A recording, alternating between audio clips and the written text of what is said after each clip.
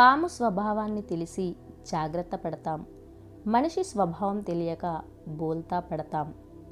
తీపిగా మాట్లాడి మోసం చేసే వారిని అందరూ అభిమానిస్తారు. కఠినంగా మాట్లాడి నిజాయితీగా ఉండేవారిని అందరూ ద్వేషిస్తారు. మన కోసం కొంత సమయాన్ని కూడా ఇవ్వలేని వారి గురించి ఆరాటపడటం, ఆలోచించడం ఆపేస్తే చాలా సమస్యలు దూరమవుతాయి. ఎవరికైనా ఉపకారం చేయాలంటే ముందుగా మీ తల్లికి చేయండి. ఎవరికైనా మర్యాద ఇవ్వాలి అంటే ముందుగా మీ తండ్రికి ఇవ్వండి. అందరికంటే గొప్పవారు తల్లిదండ్రులే.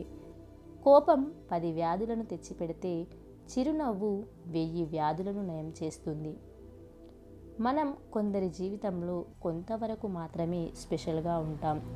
ఎంతవరకు అంటే వాళ్ళకి బెస్ట్ ఆప్షన్ దొరికే వరకు మాత్రమే. జీవితంలో నిలబడడం తెలిస్తేనే నడవడం వస్తుంది. ఓటమిని తట్టుకుంటేనే ఎలా గెలవాలో తెలుస్తుంది. కష్టపడటం తెలిస్తేనే బ్రతకడం తెలుస్తుంది.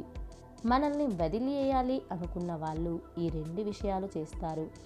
1, మనకు టైం ఇవ్వటం తగ్గిస్తారు. 2, మనకు ఇవ్వవలసిన ఇంపార్టెన్స్ వేరొకరికి ఇస్తారు. జీవితం ఏ ఒక్కటి మనకు నేర్పదు. మనకు ఎదురయ్యే మనుషులు, వాళ్ళ ప్రవర్తన, వీటి నుండే మనం నేర్చుకోవాలి.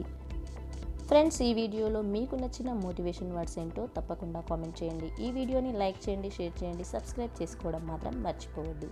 Thank you so much for watching this video.